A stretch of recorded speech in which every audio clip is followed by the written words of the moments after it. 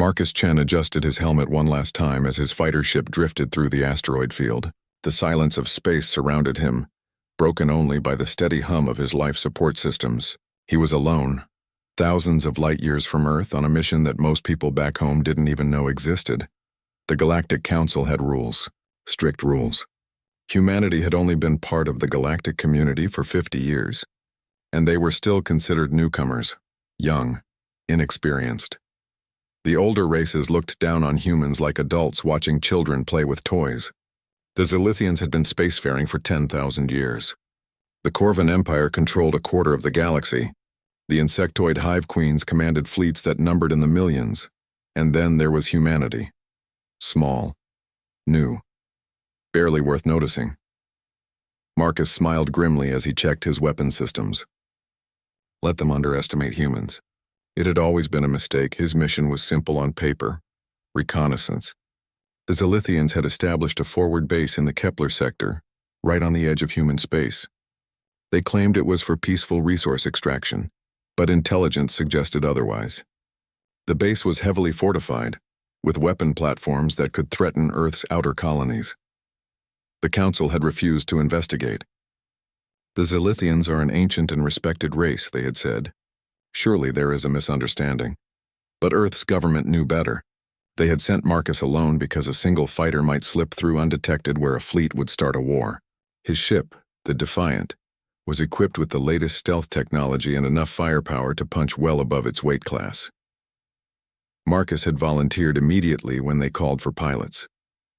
He had grown up on stories of Earth's wars, of humans who stood against impossible odds. His grandfather had been a fighter pilot in World War III. His father had commanded a destroyer during the Martian Independence War. Fighting for humanity was in his blood. The asteroid field was perfect cover. Marcus guided his ship between the floating rocks, using their mineral content to mask his energy signature. The Zilithian base lay just ahead, a massive structure built into the largest asteroid in the field. It bristled with weapons and defensive shields. Marcus activated his long-range scanners and began recording everything. Weapon positions, shield generators, hangar bays full of fighters. The data flowed into his ship's memory banks. This intelligence would prove what everyone suspected. The Zilithians were preparing for war.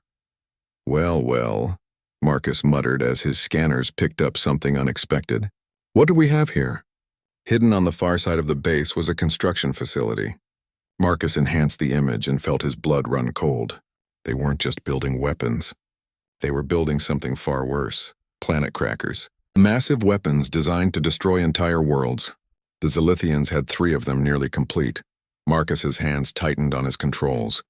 Planet crackers were banned by every treaty in the galaxy. Using them was considered a crime against all sentient life.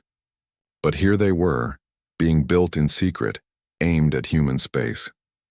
He had to get this information back to Earth. The recording would be proof enough to bring the entire council down on the Zilithians. It might even be enough to convince the other races that humanity deserved better protection. Marcus began his careful retreat through the asteroid field. He had what he came for. Now he just had to survive long enough to deliver it. That's when the alarm started screaming. Unknown vessel. You have violated Zilithian territorial space, came a harsh voice over the communications channel. Power down your engines and prepare to be boarded. Marcus cursed under his breath. Somehow they had detected him. His stealth systems must have failed. Or maybe the Zilithians had better sensors than Earth's intelligence had believed. 3 Zilithian fighters emerged from hidden positions among the asteroids. They were sleek, dangerous-looking craft, each one twice the size of Marcus's ship. Their weapons were already charging. I repeat, power down your engines immediately or we will open fire. Marcus looked at his navigation display. The jump point to human space was still 3 hours away at maximum burn. He would never make it with the Zilithians chasing him, and if they captured him and his ship, they would discover that humanity knew about their secret weapons. They might accelerate their timeline and attack before Earth could prepare. There was only one choice. Marcus switched his communications to the emergency frequency that would reach Earth. This is Lieutenant Marcus Chen, serial number 7742 Delta. I am transmitting intelligence data of critical importance to Earth's security. The Zilithians are building planet crackers in the Kepler sector. I repeat, they are building planet crackers. He began uploading the data to a quantum burst transmitter. It would take 2 minutes to send everything. The Zilithian fighters were closing fast. Final warning, human. Surrender now. Marcus activated his weapon systems and turned to face his attackers. This is Marcus Chen of the Earth Defense Force. You want my ship? Come and take it. The first Zilithian fighter opened fire, sending bolts of plasma screaming through space. Marcus rolled his ship to the side, feeling the heat wash over his hull. He returned fire with his railguns, the metal slugs punching through the alien fighter's shields and tearing into its armor. 1 down, 2 to go. The remaining fighters split up, trying to bracket him between their fire. Marcus dove toward the largest asteroid, using its bulk for cover. Plasma bolts scorched the rock where his ship had been seconds before. His transmitter showed 60% complete. He needed more time. Marcus came around the asteroid at full burn, catching one of the Zilithian fighters by surprise. His missiles found their target, and the alien ship exploded in a brilliant flash. The last fighter was already behind him, weapons locked on. Marcus tried to evade, but there was nowhere left to run. The data transmission reached 100% just as the Zilithian's plasma bolt struck his ship. Marcus woke up to the taste of blood in his mouth and the hum of alien machinery. His ship's cockpit was gone, replaced by a sterile medical bay with walls that seemed to pulse with their own internal light. Zilithian technology. He tried to move and immediately regretted it as pain shot through his left arm. The human awakens. The voice was cold, clinical. Marcus turned his head to see a tall, gray-skinned figure approaching his bed. The Zilithian wore robes that shifted color like oil on water, and its large black eyes studied Marcus with the detached interest of a scientist examining a specimen. I am Research Commander Vethka, the alien continued. You have caused considerable inconvenience to our operations, Lieutenant Chen. Marcus tested his restraints. Energy bonds unbreakable. Just doing my job. Your job was to spy on a peaceful research station? Vethka moved closer, its elongated fingers dancing over a tablet that appeared to be made of living crystal. The Galactic Council specifically prohibits military reconnaissance in neutral territory. Funny thing about that, Marcus said, fighting to keep his voice steady despite the pain in his ribs. Planet crackers aren't exactly peaceful research equipment. Vethka's expression didn't change, but Marcus caught a flicker of something in those black eyes. Surprise, anger? It was hard to read alien emotions. I do not know what you speak of. Sure you don't? Marcus coughed, tasting more blood. That's why you shot me down instead of just escorting me out of your territory. That's why I'm strapped to this table instead of sitting in a holding cell waiting for diplomatic exchange. The Zilithian set down its tablet and leaned over Marcus. This close, he could smell something like ozone and copper emanating from the alien skin. What did you transmit to your homeworld? Everything. Marcus smiled, and he knew it wasn't a pleasant expression. Every weapon emplacement, every shield generator, every dirty little secret you're hiding in this rock. Earth knows what you're planning. Vethka straightened abruptly. It spoke rapidly in its own language to someone Marcus couldn't see. He caught fragments, words that his universal translator rendered as contamination, acceleration, and cleansing protocol. You have made a grave error. Human. Vethka returned its attention to Marcus. Your species' capacity for violence is well documented, but your strategic thinking is limited. You have forced our hand. Good. Marcus met the alien's gaze without flinching. Humans don't back down from a fight. No, Vethka agreed. That is precisely the problem. The Zilithian touched something on its tablet, and new figures entered the medical bay. These weren't scientists or doctors. They wore dark armor and carried weapons that hummed with barely contained energy. Guards. The Zilithian hegemony has spent 3 centuries carefully managing the younger races. Vethka explained as it worked. We guide their development, prevent destructive conflicts, maintain stability. Your species has been problematic from the beginning. Marcus tried to keep the alien talking. Every minute of delay might give Earth more time to prepare. Problematic how? You do not understand your place. Vethka's fingers moved over medical instruments that Marcus didn't recognize. The Corvin Empire expanded aggressively, but they could be reasoned with. The Hive Queens are territorial, but they follow logical patterns. Even the Void Dancers, for all their strangeness, operate within predictable parameters. And humans? Humans are chaos. The medical scanner in Vethka's hands began to glow. You have been spacefaring for barely a century. Yet you have already challenged 3 different galactic powers, fought 2 wars over principles rather than resources, and refused to accept the natural order of things. You are a disease in the galactic body, and diseases must be treated. Marcus felt a chill that had nothing to do with the medical bay's temperature. The planet crackers. You're not just threatening Earth's colonies. You're planning to wipe out humanity entirely. The Galactic Council would never approve such measures, Vethka said. That is why it must appear to be an unfortunate accident. A stellar instability, a cascading failure of your homeworld's core. You're insane. We are practical. Vethka activated the scanner, and Marcus felt something probing his mind, trying to access his memories. Your transmission has accelerated our timeline, but it changes nothing. Your fleet is small, your technology primitive. You cannot stop what is coming. Marcus gritted his teeth against the mental intrusion. The scanner was trying to extract everything he knew about Earth's defenses, military capabilities, strategic plans. He could feel it digging deeper, looking for classified information that could help the Zilithians plan their attack. But Marcus had grown up hearing stories of resistance fighters and prisoners of war. Men and women who had endured torture rather than betray their people. His grandfather had spent 3 years in a prison camp during the water wars and never broke. You won't find what you're looking for, Marcus said through gritted teeth. Perhaps not everything, Vethka admitted, but enough. Your planetary defense grid, your fleet positions, your communication networks, all of it is here, in your memories. Marcus closed his eyes and thought of Earth, blue skies and white clouds, the smell of rain on pavement, his sister's laugh, his parents' pride when he graduated from flight school. Everything worth protecting. The scanner pushed deeper and Marcus screamed.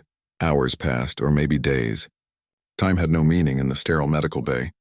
Marcus drifted in and out of consciousness as Vethka's machine slowly extracted pieces of his mind. The alien was thorough, methodical. It took what it needed and discarded the rest. But Marcus held on to one thing. One final secret that the scanners couldn't reach because it wasn't in his memories. It was in his heart. The absolute unshakable certainty that humanity would never surrender, that no matter what the Zilithians did, no matter how many ships they brought or weapons they used, humans would fight back. They always had.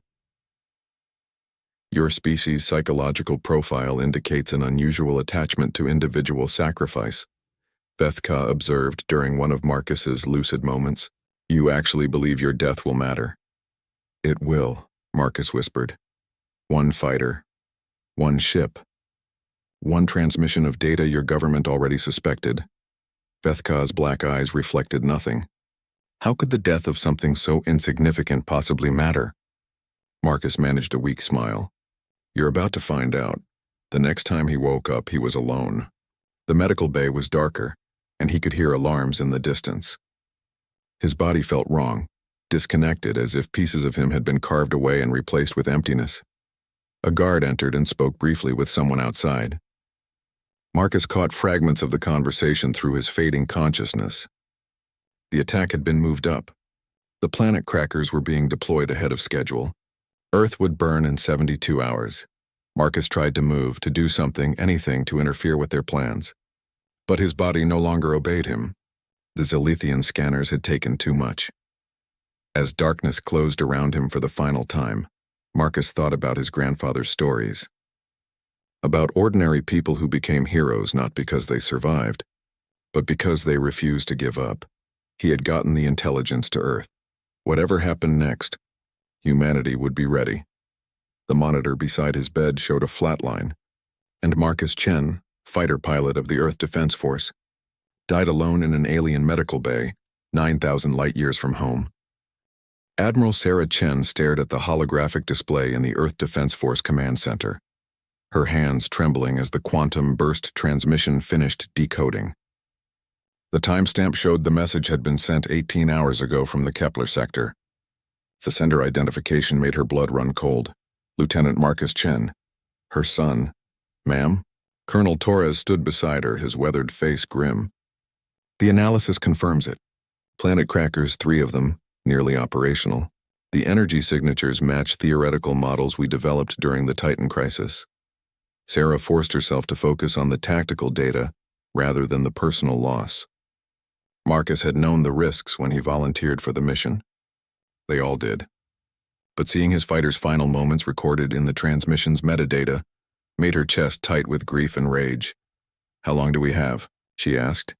Based on the construction timeline in his reconnaissance data, 72 hours, maybe less if they accelerate the schedule.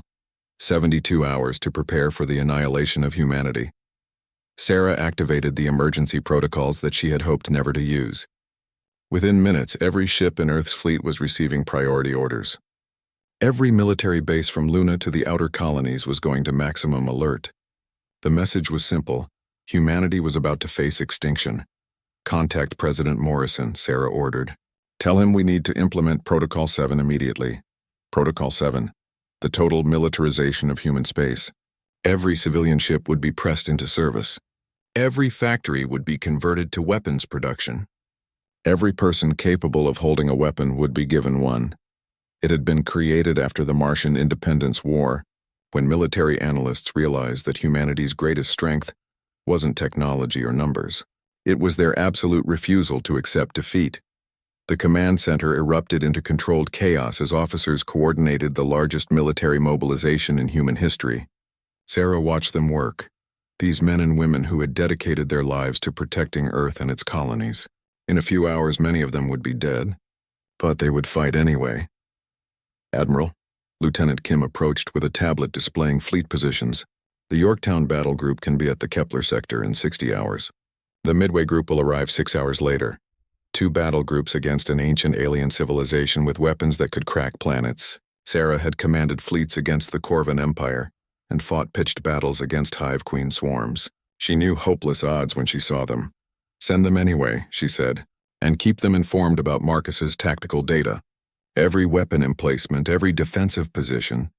If we're going to die, we'll make them pay for it." The main screen switched to an emergency session of the Galactic Council. Sarah watched with bitter satisfaction as representatives from a dozen species argued about humanity's unfounded accusations against the Zilithians. The Corvan delegate spoke of maintaining stability. The Hive Queen representative buzzed about insufficient evidence. "Cowards," Torres muttered beside her. "No," Sarah said quietly. "They're just old. They've forgotten what it's like to fight for survival." The Zilithian ambassador stood to address the council, its gray skin gleaming under the chamber's lights. "The human accusations are baseless paranoia," it said in perfect standard. "Our research station in the Kepler sector is conducting legitimate mineral extraction. Any attempt by human forces to interfere will be considered an act of war." Sarah smiled coldly. "An act of war," as if they weren't already planning genocide. "Ma'am," Communications Officer Davis called from across the room. "Incoming priority message from Mars Defense Command." The hologram shifted to show General Patricia Hayes, Sarah's old friend from the academy. Patricia's red hair was streaked with gray now, but her eyes still held the same fierce determination that had made her a legend during the Void Dancer conflict. "Sarah, I've seen Marcus's transmission. I'm sorry. Thank you, Pat. What's your status?" "Every ship we have is moving toward Earth. The Constitution is leading the 5th Fleet out of space dock right now. We'll have 8 battlecruisers and 40 destroyers ready for combat in 36 hours. Sarah nodded. It wasn't enough, but it was something. "Any word from the colonies?" "Europa is mobilizing everything they have. Titan is converting their mining ships to carry torpedoes. Even the outer research stations are arming their cargo haulers." Patricia's expression hardened. "The word is spreading, Sarah. About what the Zilithians are planning. About Marcus, that was important. In humanity's short but violent history, their greatest victories had come when they fought for something larger than themselves. Not just for territory or resources, but for the idea that people should be free to choose their own destiny. Marcus had died for that idea. Now the rest of humanity would fight for it. "There's something else," Patricia continued. "We've been monitoring Zilithian communications since Marcus's transmission arrived. They're moving their planet crackers ahead of schedule. We have maybe 60 hours before they reach firing position." 60 hours, Sarah felt the weight of command settling on her shoulders like lead armor. In 60 hours, Earth would either still exist or be a cloud of radioactive debris drifting through space. Pat, I need you to do something for me.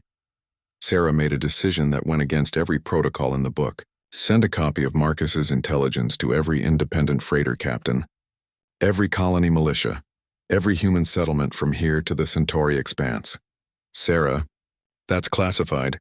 Not anymore. Sarah's voice carried the authority of someone who had spent 30 years defending humanity. Everyone needs to know what we're facing. Everyone needs to understand what's at stake. Torres looked up from his tactical display. Admiral, that will cause panic. Mass evacuations, maybe civil unrest. Good. Sarah turned back to the main display where the Galactic Council was still debating whether to even investigate humanity's claims. Let them panic. Let them be angry. Angry humans fight harder. Within the hour, Marcus's transmission was spreading through human space like wildfire. Mining colonies that had never seen military service began organizing defense forces.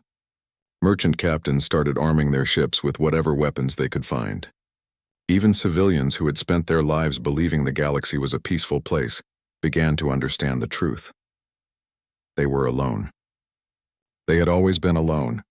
The only thing standing between humanity and extinction was their willingness to fight for each other. Sarah watched the reports flooding in from across human space. Volunteer fleets assembling at Mars, colony militias drilling with improvised weapons, civilian evacuation ships that refused to leave and instead demanded to be armed for combat. Admiral, Torres said softly, we're getting reports from the Outer Rim. Some of the colonies aren't evacuating. They're digging in, preparing for siege warfare. Sarah felt a fierce pride swell in her chest. This was humanity at its best. Not the politicians or diplomats who tried to negotiate with species that saw them as inferior. Not the scientists who believed that reason could solve every problem. This was the human spirit that had carried them from the caves of Africa to the stars themselves. The willingness to stand and fight when everything else failed. Ma'am. Communications Officer Davis called again. Priority transmission from Fleet Command. Admiral Montgomery wants to speak with you personally. Montgomery, the oldest serving officer in Earth's fleet, a veteran of every major conflict humanity had fought since leaving Earth. If anyone understood what they were facing, it was him. Sarah accepted the transmission, and Montgomery's grizzled face appeared on her personal screen. Behind him, she could see the bridge of the Enterprise, humanity's most powerful dreadnought. Sarah, I've read your son's report. He was a hell of a pilot. Yes, sir, he was. We're going to make them pay for what they did to him, to all of us. Montgomery's eyes held the cold fury of a man who had seen too many friends die in alien wars. I'm taking the Enterprise and the First Fleet directly to the Zilithian base. We'll hold them there as long as we can. Sarah knew what that meant. Montgomery wasn't planning to come back. None of them were. Sir, the odds don't matter. Montgomery's voice carried the weight of absolute conviction. Your boy gave us the intelligence we needed. Now it's our job to use it. Every minute we keep those planet crackers busy is another minute for Earth to prepare. The transmission ended, and Sarah stood alone in the command center, surrounded by officers who were calmly planning humanity's last stand. In 60 hours, the Zilithians would learn something that every other species in the galaxy had discovered the hard way.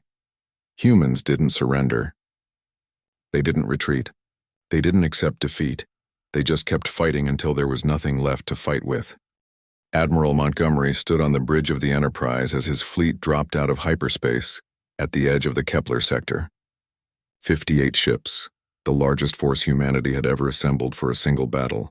Against any other enemy, it would have been overwhelming. Against the Zilithians, it was barely enough to slow them down. Contact, reported Commander Walsh from the sensor station. Zilithian base bearing Mark 77, distance 2 million kilometers. I'm reading massive energy signatures, sir. Those planet crackers are powering up. Montgomery studied the tactical display. Marcus Chen's intelligence had been perfect. Every weapon emplacement, every defensive position was exactly where the young pilot had recorded it. The boy had died to give them this information. Montgomery intended to make it count. Signal the fleet. Attack formation Delta. Target priority is the planet crackers, everything else is secondary. Sir, Walsh called again, his voice tight with concern. I'm reading over 300 Zilithian ships moving to intercept. Dreadnoughts, battle cruisers, and at least 1,000 fighters. 300 ships against 58. Montgomery had faced worse odds during the Corvan War, but not by much. Launch all fighters. Order the Yorktown and Midway groups to flank right. We're going straight up the middle. The Zilithian fleet moved like a school of fish, their ships flowing into precise formations that spoke of thousands of years of tactical evolution. They were beautiful, deadly, and absolutely confident in their superiority. Montgomery smiled grimly. Let them be confident. It would make their surprise more complete. Communications, patch me through to the fleet. Channel open, sir. All ships, this is Montgomery. You've seen the intelligence reports. You know what we're facing. The Zilithians think they can wipe out humanity without consequences. They think we're just another young race that will roll over and die when faced with superior firepower. Montgomery's voice carried across the fleet, reaching every ship, every crew member who had volunteered to die for Earth. They're about to learn that humans don't die quietly. The first exchange of fire lit up space like a new star being born. Zilithian plasma beams lanced out across the void, met by human railgun rounds and missile salvos. The Enterprise shuddered as enemy fire struck her shields, but she kept moving forward, her massive guns returning fire at anything that looked important. Direct hit on their lead dreadnought, reported Lieutenant Commander Torres. Minimal damage to their shields. Keep firing. Target their weapon clusters. The battle was pure chaos. Ships wheeled and turned in three-dimensional space, seeking advantage while avoiding the devastating firepower of their enemies. Human fighters swarmed around massive Zilithian battleships like angry wasps, their pilots showing the same desperate courage that had driven Marcus Chen to his death. But courage wasn't enough against overwhelming odds. The Saratoga exploded in a ball of fire as Zilithian cruisers focused their fire on her engines. The destroyer Hawk went dark after taking a direct hit to her main reactor. One by one, human ships began to fall. "Sir?" Walsh called over the sound of alarms. "The planet crackers are moving into firing position. 47 minutes until they have a clear shot at Earth." Montgomery watched another destroyer die on his tactical display. They were losing. Not just the battle, but the war. In less than an hour, Earth would be nothing but cosmic dust. Signal the fleet. "Ramming speed, sir?" Torres looked shocked. "Ramming speed?" "You heard me, Commander. Pass the word to all ships. If we can't stop them with weapons, we'll stop them with our hulls." The order spread through the human fleet like wildfire. Ships that had been trying to maintain formation suddenly broke off, accelerating at maximum burn toward the largest Zilithian vessels. The aliens seemed confused by the sudden change in human tactics. The destroyer Valiant was the first to reach her target, slamming into a Zilithian battleship at nearly a quarter of light speed. Both ships vanished in a fusion fire that briefly outshone the local star. The cruiser Defiance followed moments later, her captain timing the impact to take out an entire squadron of enemy fighters. "Admiral," Torres said quietly, "Captain Harrison of the Yorktown is requesting permission to ram the nearest planet cracker." Montgomery felt a cold satisfaction settle in his chest. This was how humans fought, not with elegant tactics or superior technology, but with the absolute determination to make the enemy pay for every victory. Permission granted. Tell Harrison he's a credit to the fleet. The Yorktown began her final run, her engines pushed beyond their safety limits. Zilithian ships tried to intercept her, but the rest of the human fleet threw themselves into the fight with renewed fury, clearing a path through sheer sacrifice. The collision was spectacular. The Yorktown struck the planet cracker's main power core, just as it was beginning to focus its destructive beam. The explosion could be seen from 3 star systems away. "One down," Montgomery said with grim satisfaction. 2 to go, but the cost was becoming unbearable. Half the human fleet was gone, and the Zilithians were reorganizing their formation. They had learned to respect human determination, but respect wouldn't stop them from completing their mission. "Sir," Communications Officer Kim called from her station. "Priority transmission from Earth. Admiral Chen wants to speak with you." Montgomery accepted the transmission, and Sarah Chen's face appeared on his screen. Behind her, he could see the organized chaos of Earth's command center. "James, how much longer can you hold them?" "Not long enough, Sarah. We've taken out 1 planet cracker, but they have 2 left and we're down to 30 ships. I understand." Sarah's expression was controlled, Professional, but Montgomery could see the pain in her eyes. Her son was dead, her fleet was dying, and Earth was about to follow. James, I need you to know something. We've been monitoring communications across human space since the battle began. Montgomery frowned. What kind of communications? Every colony, every settlement, every ship captain from here to the outer rim. They're all asking the same question. How can they help? Sarah, there's no time. You don't understand. For the first time since he'd known her, Sarah Chen smiled. They're not asking how they can help Earth. They're asking how they can help you. Montgomery felt something stir in his chest. Hope? Maybe. Or just the stubborn refusal to accept defeat that had carried humanity to the stars. Every freighter captain in the galaxy is plotting a course for your position. Sarah continued. Mining ships, passenger liners, even the deep space explorers are turning around and heading for Kepler. They won't arrive in time to save Earth, but they'll be there to avenge it. Montgomery looked out at the tactical display, where his remaining ships were still fighting against impossible odds. The Zilithians had them outnumbered 10-1, but they hadn't broken. They were still fighting, still buying time for Earth with their lives. Admiral, Torres called urgently. Second planet cracker is powering up. 31 minutes to firing position. Montgomery turned back to Sarah's image. If we can't stop them, then you make them remember the cost. Sarah's voice carried the authority of someone who had spent her life defending humanity.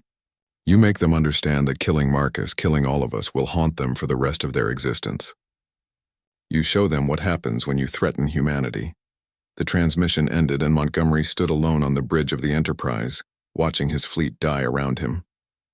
30 ships left, 29, 28, but they were still fighting. All ships, Montgomery said into his comm unit. This is Admiral Montgomery. In 30 minutes, the Zilithians will fire their remaining planet crackers at Earth.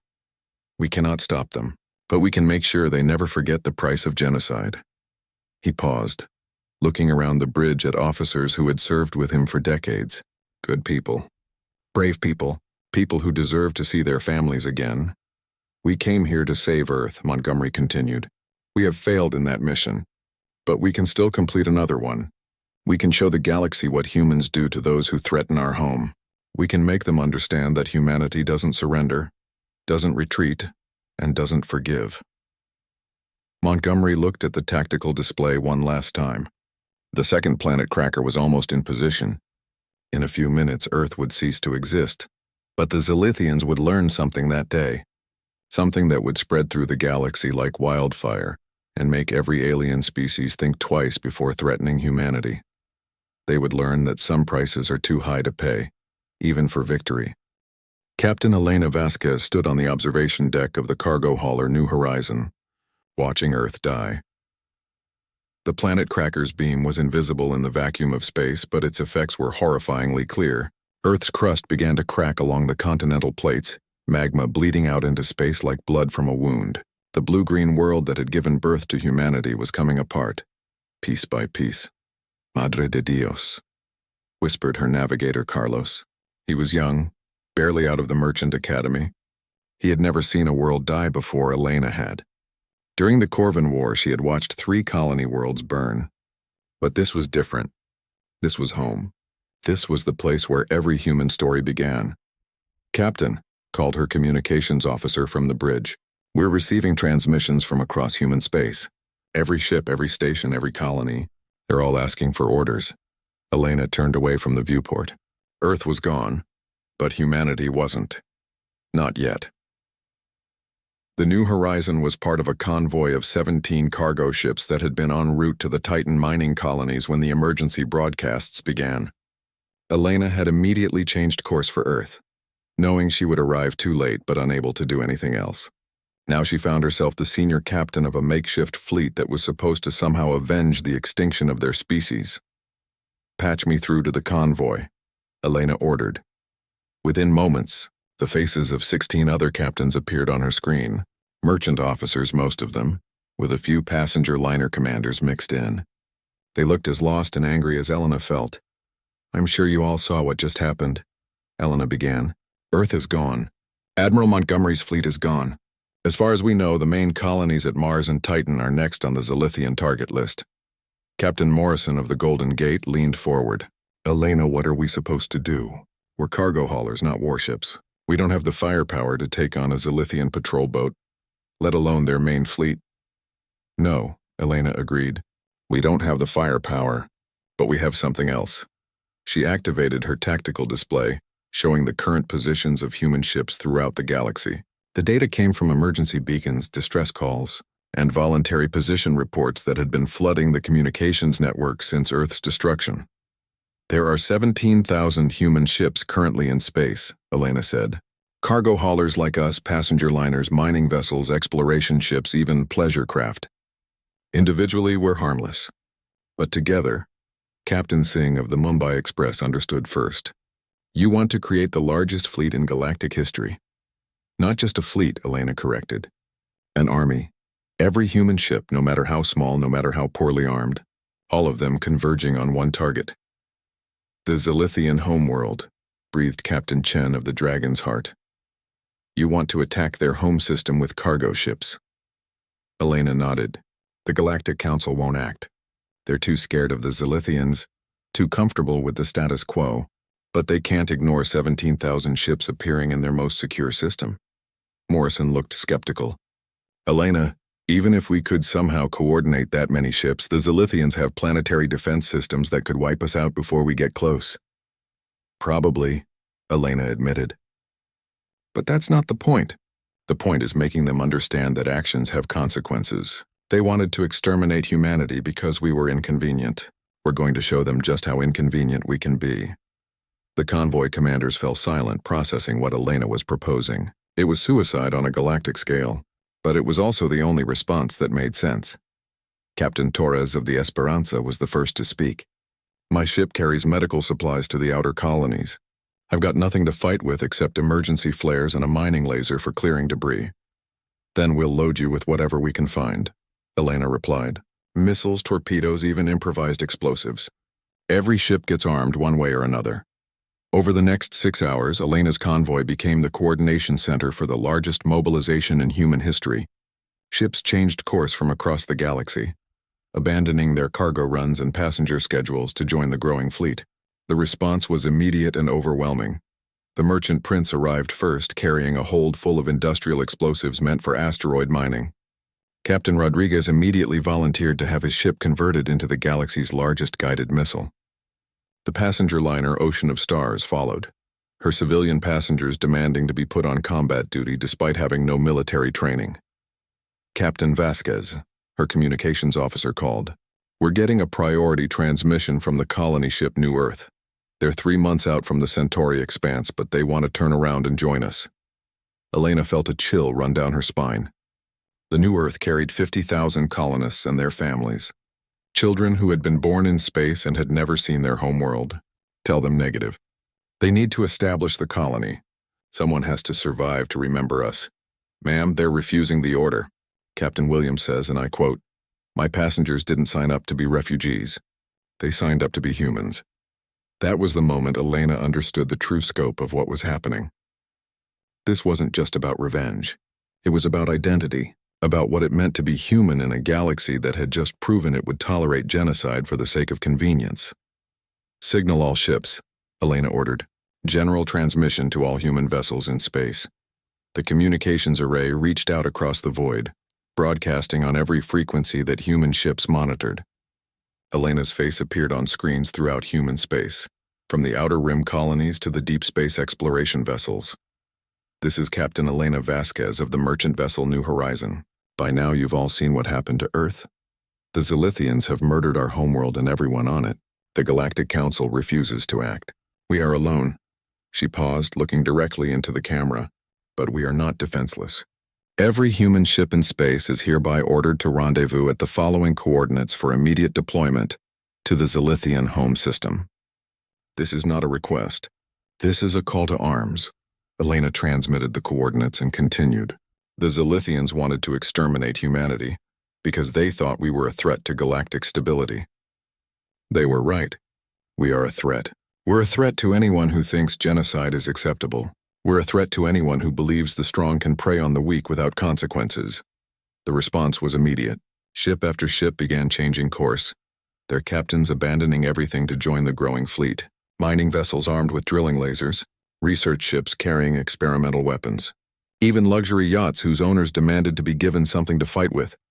"Captain," Carlos called from the navigation station, "we're receiving course confirmations from over 4,000 ships. More are coming in every minute." Elena watched the tactical display as dots of light converged on their position from across the galaxy. Each dot represented a ship full of humans who had lost everything but refused to surrender. People who understood that sometimes the only choice left was to make your enemy pay such a high price for victory that they would never forget the cost. "Ma'am," the communications officer called again. "Priority message from Mars Defense Command. Admiral Chen wants to speak with you." Elena accepted the transmission and Admiral Sarah Chen appeared on her screen. The older woman looked exhausted, but her eyes still held the fire that had made her a legend. "Captain Vasquez, I've been monitoring your transmissions. What you're proposing is suicide." "Yes, ma'am." "It is. Good." Sarah Chen smiled for the first time since Earth's destruction. "The Zilithians killed my son. They killed my world. They killed 6 billion people because they thought we were inconvenient. I want them to understand the full cost of that decision." "Admiral, are there any survivors from the home system?" Sarah's expression darkened. "Some evacuation ships made it out before the planet cracker fired. Maybe 1 million people scattered across a dozen ships. The rest..." She trailed off, unable to finish the sentence. Elena nodded. 1 million survivors out of 6 billion. The numbers were too large to comprehend, too terrible to process, but they made the mission clear. "Admiral, I'm transmitting our battle plan. It's not sophisticated, but it doesn't need to be." Sarah reviewed the data quickly. 17,000 ships in a direct assault on the Zilithian homeworld. No subtlety, no clever tactics. Just overwhelming force applied with absolute determination. "Sometimes the simplest plans are the best plans," Elena replied. "Captain, you understand that most of your fleet won't survive the first engagement." Elena looked out at the growing collection of human ships around her. Cargo haulers and passenger liners, mining vessels and research ships. They weren't warships, but they were something more important. They were humanity refusing to go quietly into extinction. "Admiral, we stopped caring about survival the moment Earth died. Now we only care about making sure the galaxy remembers what happens when you try to exterminate the human race." The Zilithian homeworld of Vithtar hung in space like a gray pearl, its ancient cities sprawling across continents that had known peace for 10,000 years. From orbit it looked serene, untouchable, protected by the most sophisticated planetary defense grid in the galaxy. That was before 17,000. Human ships dropped out of hyperspace at the edge of the system. Commander Zethnal stood in the primary defense station, staring at the sensor displays with growing disbelief. The screen showed wave after wave of human vessels emerging from hyperspace, filling local space like a swarm of angry insects. "This cannot be accurate," Zethnal said to his sensor operator. "Humans do not possess 17,000 military vessels." "They are not military vessels, Commander," the operator replied, his voice tight with confusion. "Cargo ships, passenger liners, mining vessels. The entire human civilian fleet appears to be converging on our position." Zethnal felt a chill run through his elongated body. The Zilithian hegemony had spent decades studying human psychology, preparing for the eventual need to eliminate them as a threat to galactic stability. Their research had been thorough, clinical, and apparently completely wrong. "Signal the defense fleet," Zethnal ordered. "All ships to battle stations. Begin charging the planetary cannons." The response was immediate. 300 Zilithian warships moved to intercept the human fleet, their formations precise and deadly. The orbital defense platforms began to glow as they charged their massive energy weapons. It should have been a slaughter. On the bridge of the New Horizon, Captain Elena Vasquez watched the Zilithian defense fleet take position. Her tactical display showed impossible odds.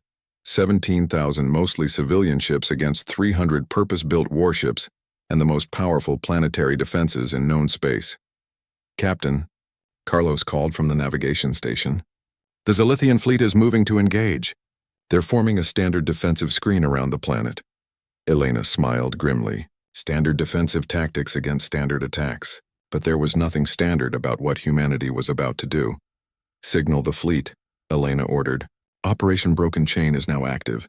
All ships, implement your assigned targets." What happened next would be studied in military academies for centuries. The human fleet didn't engage in traditional battle. Instead, They scattered into thousands of individual attack vectors. Each ship assigned a specific target based on intelligence gathered from Marcus, Chen's reconnaissance, and every other source humanity had, accumulated over 50 years of galactic contact. The cargo ship Mumbai Express had been loaded with mining explosives and aimed directly at the primary orbital defense station. Captain Singh opened his communications channel as his ship accelerated toward its target. "This is for Earth, you gray-skinned bastards." The Mumbai Express struck the defense station at nearly half the speed of light. The explosion was visible from 3 star systems away. Everywhere across the system, the same scene played out. Human ships, many with their crews still aboard, slammed into Zilithian defensive positions with the force of guided asteroids. The passenger liner Ocean of Stars took out an entire squadron of fighters. The mining vessel Titan's Pride punched through the shields of a Zilithian dreadnought and detonated its cargo hold in the enemy ship's engine room. "Status report," Elena demanded as the tactical display updated. 40% of the defense grid is down," reported her tactical officer. "Zilithian fleet strength reduced by 60%. Our losses." He paused, his voice catching. 11,000 ships and counting. 11,000 ships. Hundreds of thousands of people who had volunteered to die for the chance to make the Zilithians pay. Elena felt the weight of their sacrifice, but she couldn't afford to grieve. "Not yet. Signal the remaining ships. Phase 2 is authorized." Phase 2 was simpler than the coordinated assault. Every remaining human ship was to find a target on the planet's surface and destroy it. Cities, military bases, industrial centers. Everything that made Vethtar the heart of the Zilithian hegemony. The research vessel Galileo was the first to break through the weakened orbital defenses. Dr. Sarah Kim, who had spent her career studying alien biology, aimed her ship at the Zilithian capital and activated the experimental weapons she had improvised in her laboratory. "This is for Marcus Chen," she said over the general comm. "This is for Earth. This is for everyone they murdered." The Galileo struck the Zilithian Parliament building just as the government was meeting in emergency session to discuss the human crisis. The building vanished. In a ball of superheated plasma, across Vethtar's surface, human ships began falling like shooting stars. Each impact sent shockwaves across the planet, toppling ancient spires and reducing millennia-old cities to rubble. The Zilithians, who had never experienced warfare on their homeworld, fled in panic as their civilization crumbled around them. Commander Zethnal watched his displays in horror as human ship after human ship broke through his defenses and struck the planet below. The orbital stations were gone. The defense fleet was scattered. And still the humans kept coming. "Sir," his communications officer called urgently, "we're receiving a transmission from one of the attacking ships. They're broadcasting on all frequencies. Put it through." Captain Elena Vasquez appeared on the screen, her face streaked with blood from where her ship had taken damage. Behind her, sparks flew from damaged control panels. "I am Captain Elena Vasquez of the Human Merchant Fleet," she said. "You have 15 minutes to evacuate all civilians from your remaining cities before we complete our bombardment." Zethnal found his voice. "You are committing genocide against a peaceful civilization." "Peaceful?" Elena's laugh was bitter and cold. "You built planet crackers. You murdered 6 billion humans. You tried to exterminate our entire species because you found us inconvenient. And now you want to talk about genocide?" The screen flickered as Elena's ship shuddered under enemy fire. She didn't seem to notice. 14 minutes, Commander. After that, anyone left on the surface is considered a legitimate military target." The transmission ended and Zethnal stared at the screen in shock. In all his years of studying human psychology, he had never anticipated this. The complete transformation of an entire species from merchants and explorers into instruments of vengeance. "Sir," the communications officer said quietly, "civilian evacuation requests are coming in from every city on the planet. 30 billion Zilithians asking for emergency transport off-world. 30 billion. Zethnal realized with growing horror that the humans had planned this perfectly. They couldn't evacuate the entire planet in 15 minutes. Most of the population would be trapped when the bombardment resumed. "Open a channel to the human fleet," Zethnal ordered. Elena's image reappeared, but this time she looked surprised. "You're actually going to negotiate?" "What do you want?" Zethnal asked. "Justice." Elena's voice was flat, Emotionless. We want the Zilithian government to surrender unconditionally to the Galactic Council for trial. We want reparations for the families of Earth's dead. And we want a guarantee that no species will ever again attempt to exterminate humanity. And if we refuse? Elena looked directly into the camera. Then Vethatar becomes a dead world just like Earth. 30 billion lives for 6 billion. Mathematics, Commander. The kind of cold calculation your species is famous for. Zethnal felt the weight of his entire civilization resting on his shoulders. Around him, his officers waited for orders that he couldn't give. How do you fight an enemy that doesn't care about their own survival? How do you negotiate with people who have already lost everything? You have 10 minutes, Elena said, and the transmission cut out. Zethnal looked around the command center at faces that reflected his own despair. In 3 hours, humanity had transformed from a minor galactic power into the most terrifying force in known space. Not because of their technology or their numbers, but because of their absolute refusal to accept defeat. They had turned their merchant fleet into a weapon of mass destruction. They had sacrificed thousands of their own people for the chance to make their enemies pay. They had taken the concept of mutually assured destruction and made it personal. Sir, the communications officer said softly, 5 minutes until their deadline. Zethnal activated the planetary communications array. He had a choice to make and not much time to make it. Surrender his civilization to the humans and face whatever justice they demanded, or watch his homeworld burn just as Earth had burned. In the end, there was only one choice. This is Commander Zethnal of the Zilithian Defense Forces, he said into the comm. We surrender. 6 months after the Battle of Vethtar, Captain Elena Vasquez stood in the rebuilt chambers of the Galactic Council, watching as the most powerful civilizations in the galaxy struggled to understand what humanity had become. The chamber itself had been modified to accommodate human representatives, the first time in galactic history that the Council had restructured itself for a single species. Where once there had been empty observer galleries, now there were seats for the survivors of Earth and the colonies that had become humanity's new centers of power. Elena wore the uniform of the new Human Defense Coalition, created in the aftermath of Earth's destruction. The silver bars on her collar marked her as an admiral now, though she still thought of herself as a cargo ship captain who had gotten in over her head. The charges against the Zilithian hegemony are clear, declared the chief arbiter, a crystalline being whose race had mediated galactic disputes for millennia, genocide, crimes against sentient species, and violations of 17 different interstellar treaties. In the defendant's box, the surviving members of the Zilithian government sat in silence. Research Commander Vethka was among them, the alien who had tortured Marcus Chen for information. Elena had specifically requested that he be present for the proceedings. The evidence is overwhelming, continued the arbiter. Planet crackers built in secret, civilian populations targeted for elimination, documented plans for species-wide extermination. The question before this council is not guilt. That has been established. The question is punishment.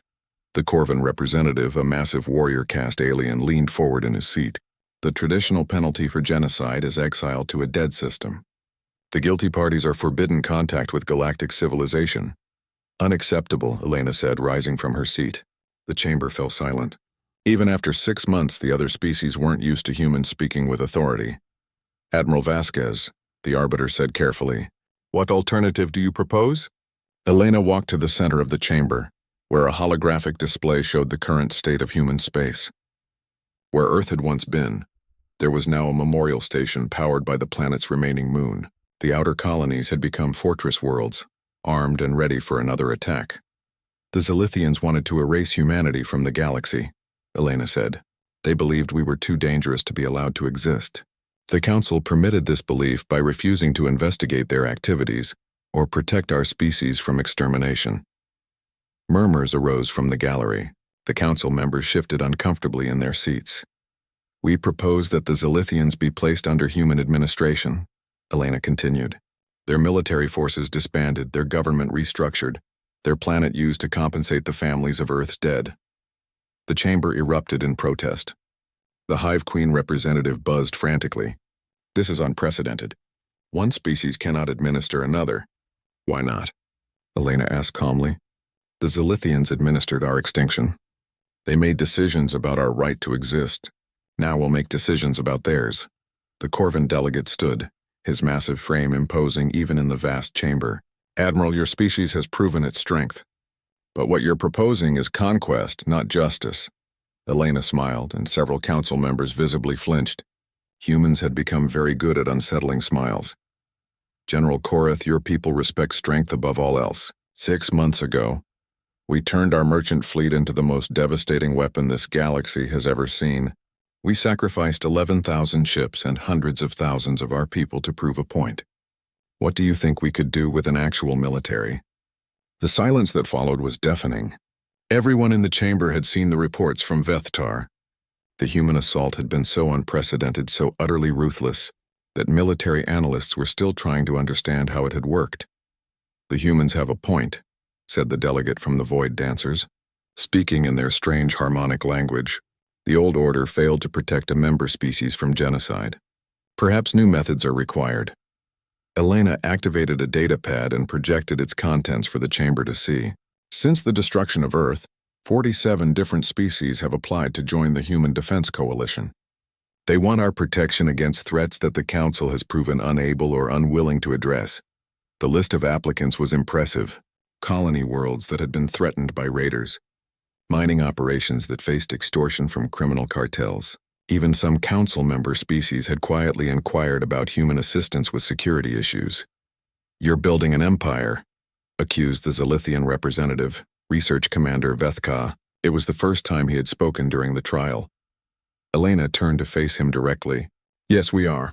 The galaxy has made it clear that species must be strong enough to protect themselves, or they will be destroyed by those who consider them inconvenient. We choose to be strong, and those who oppose you? Elena's expression didn't change. They learn what the Zilithians learned, that humanity doesn't forgive. We don't forget, and we don't surrender. The chief arbiter called for order as the chamber erupted in discussion. Some species were clearly terrified by the implications of human expansion. Others seemed calculating, wondering how they might benefit from aligning with this new power. The council will recess to consider these proposals, the arbiter announced. We will reconvene in 7 days to vote on the final resolution. As the chamber emptied, Elena remained behind, studying the memorial display of Earth one last time. Admiral Sarah Chen approached, her footsteps echoing in the vast space. Thinking about home? Sarah asked. Thinking about Marcus, Elena replied. One fighter pilot, one ship, one transmission that changed everything. Sarah nodded. He would have been proud of what you've accomplished. What we've all accomplished. Elena turned to face the older woman. Have we accomplished anything? Earth is still gone. 6 billion people are still dead. The Zilithians are beaten, but that doesn't bring anyone back. No, Sarah agreed. But it ensures that no other species will try to exterminate humanity. It guarantees that when other young races join the galactic community, they won't face what we faced. Elena considered this.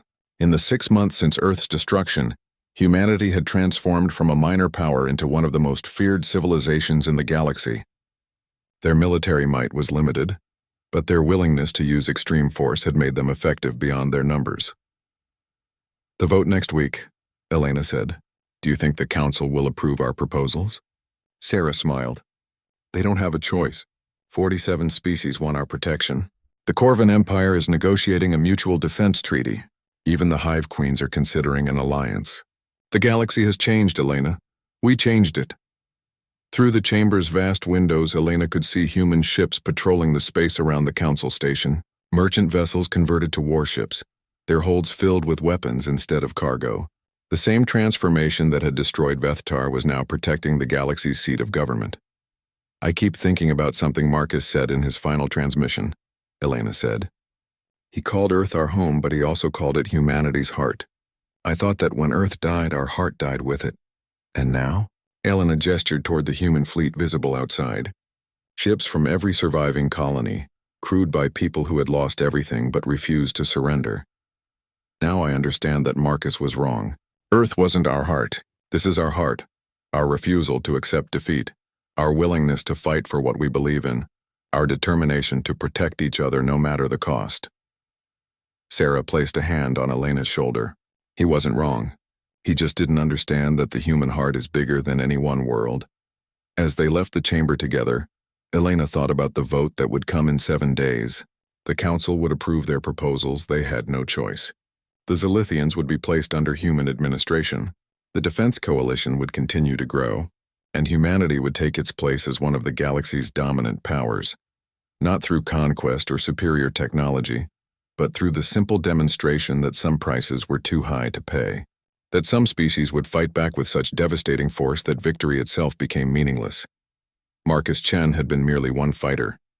His loss had sparked humanity's vengeance, but his true legacy wasn't the destruction of Vethtar or the defeat of the Zilithians. His legacy was the galaxy's new understanding that humanity would never again be dismissed as insignificant. They had proven beyond doubt that while humans could be destroyed, they could never be erased. The survivors would remember, the survivors would fight back, and the survivors would make sure that the price of threatening humanity was higher than any rational species would be willing to pay. The galaxy had wanted stability. Now it had it, enforced by the unwavering determination of a species that had learned the hardest lesson of all, that sometimes the only way to ensure peace is to be ready for war.